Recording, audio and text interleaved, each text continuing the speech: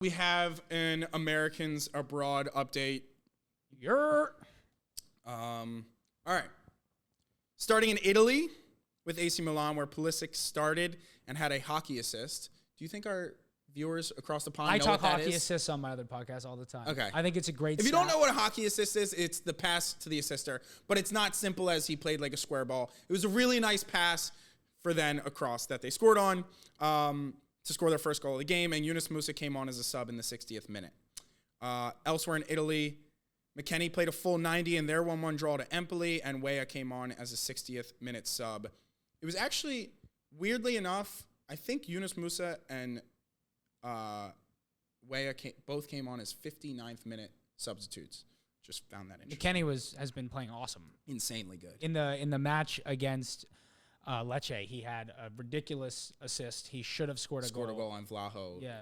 Stole it from He's been incredible. His late runs into the box, he's added another level to his game that isn't just like being a ball carrier and being a duel winner. He's really added a different type of goal threat than he used to have, which is going to be crucial if the U.S. men's national team is going to dominate games in any way. If they ever have a chance to, he's going to add a threat in and around the box that we have not had. Yeah, because he's a late runner. Because Balogun is a physically dominant a little bit player, and then if we can loft balls in and have that second ball, run from genius. And then lastly in Italy, 21-year-old Gianluca Buzio has scored in 3 straight matches in Serie B with Venezia. Player. Yeah, so he's got an engine. Yeah, so just another good option, a young option to have in the midfield. Moving to Germany, Gio Reyna finally got his move out of Dortmund and secured a loan move to Nottingham Forest. So it'll be interesting to see how he fits in with Nottingham Forest's problems I don't think are really up top when you talk Elanga, Hudson-Odoi. The problems are they signed 41 players in 2 years. Gibbs White, and like their front players are not bad. Where do you see Gio Reyna fitting into this team? I think he is likely to play. They kind of like to play like a secondary striker off of either Iwanoe or Chris Wood. Like kind of the Elanga role that he's played a little bit. Morgan Gibbs-White has played that role a little bit. That's why I think I will see Reyna a lot. But he's a versatile player. You might see him play off the wing. That's what I was thinking. You might see Gibbs-White play off the wing. He's going to have to be versatile because I think Gibbs-White is probably the first name. The issue is how hard is he going to work off the ball? Because this is going to be different for him. Nottingham are not going to possess the ball a whole lot. He's going to have to work hard off the ball unless he's going to be a super sub, in which case, like, that's not really great experience. That's not doing enough, yeah. But what I thought was interesting was he also signed a new long-term deal at Dortmund before leaving. Yeah, okay, so I didn't know that. Clearly he's in the plans for Dortmund long-term. This is to get him some game time before Copa America, and hopefully he's going to earn Berhalter's trust at least to get in. I think I think it's a perfect move. To your point, is it's a great place to learn that defensive work rate working off. If the he ball. doesn't work hard though, like I'm not going to even lie, like there's a chance Berhalter leaves him at home. The way he has treated him, there is a chance he leaves him. There's history there. Yes, of course. Elsewhere in Germany, Mönchengladbach got a huge 0-0 draw against Bundesliga leaders Leverkusen, with Joe Scally playing all 90 at right center back, and Pifak started up top for that game as well, but failed to register a shot. Scally is being linked with a big move this summer out of Germany. He's being linked to AC Milan and Newcastle, which is really exciting for him. Have you heard of any other? No, Newcastle is the one I saw. I didn't actually see the AC Milan one, but Newcastle makes sense to me. Yeah. So it's an interesting situation because now if Scally gets a big move and continues to grow, you have a situation where we have 3 really, really good wingbacks with Scally, Dest, and Antony. And so can Dest. Antony obviously can't. What do you think? Scally is, I think long-term I trust Scally more than Dest. What I think is great with Scally is you have Scally and Jedi at wingbacks, and if Tyler Adams isn't back in time, you can play Dest in the midfield. Yeah, you could. Which I like Dest as a substitute opportunity in a game you're chasing the scoreline.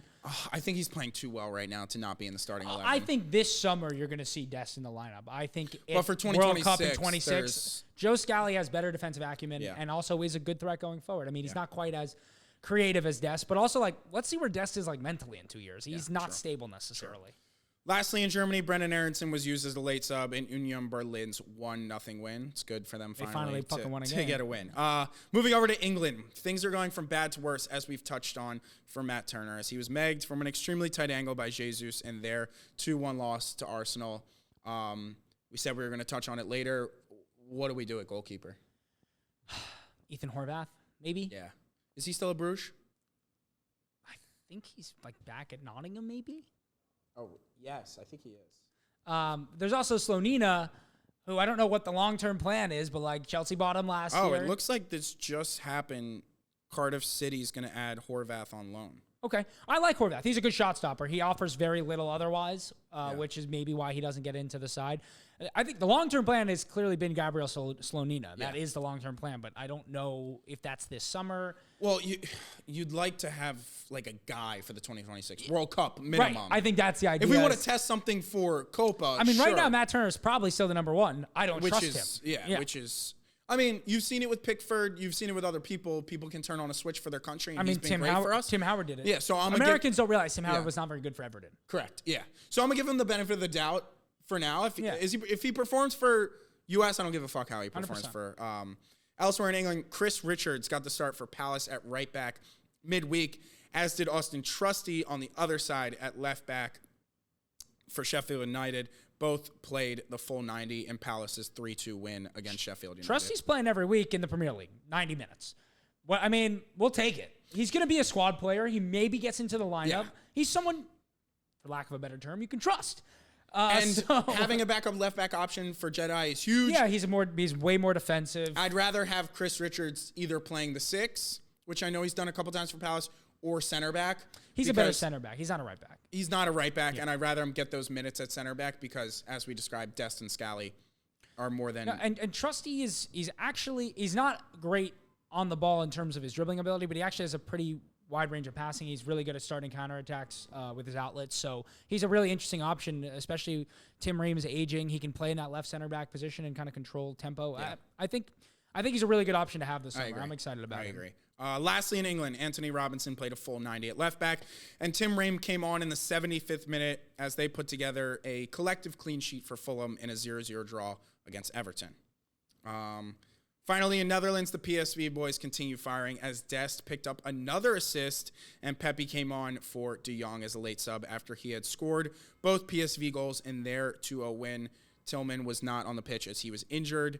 Nothing serious. Balogun also with a non-serious injury, we think, as that is why there was no France update with Balogun. And finally, Dest had previously said he never wants to play for Xavi again, but with him on his way out and his current form, could you see a move back to Barca on the table? And with his current form, I think it's in the realm of possibility, or at least a move to maybe a top 5 league versus playing at PSV. I mean, I think this PSV setup has really suited him well. He's been able to invert. He's been able to overlap. I think him and Tillman have really combined quite well, actually, in the little bit I have seen of the two of them together. I mean, I think in the right setup, Serginho Dest is a really excellent player. Yeah. I think he can really succeed. If you ask him to do too much defending, he's going to struggle. Yeah. But that is the modern fullback. Yeah. So, in the right setup, yes. I think he could work at Barcelona. I think he could work at Bayern Munich. I think he could work at AC Milan. I mean, he's been a whole bunch of different places. I think there is a potential for him in those sides, but with someone that has that much technical ability, there's a spot for you somewhere. Yes, and in a team that's going to dictate possession, there is a spot for Serginho. You have anything else? I just want to quickly mention, I am a little worried about Balogun in what we're seeing this year. 1 goal in 11 matches in his last 11. And the underlying stats are worrying. Yeah. He's not creating a whole lot. The big thing last year was he didn't just score 21 goals. If anything, he was not great in front of goal, and he still scored 21 goals. He underperformed his XG. Yeah. He was one of the leaders in XG in League One that year. He was one of the leaders in big chances missed. He was getting himself in positions to score goals. Yeah. He's not doing that right now. Maybe it's a tactical thing. I don't watch a whole lot of Monaco, but I went back through the tape this week. I was looking at some stats. I'm a little worried. I mean, he's going to be the starting number 9, but it is not the confidence boost that I wanted to have going into this year of Copa America. I completely agree. As we touched on in last Americans Abroad, it's so good to see everyone other than him doing so well with their moves. I think something that we touched on in one of our first episodes is hopefully he can be the type of international striker where it doesn't come off for him all the time in club, but knowing that it's his spot, it's his team.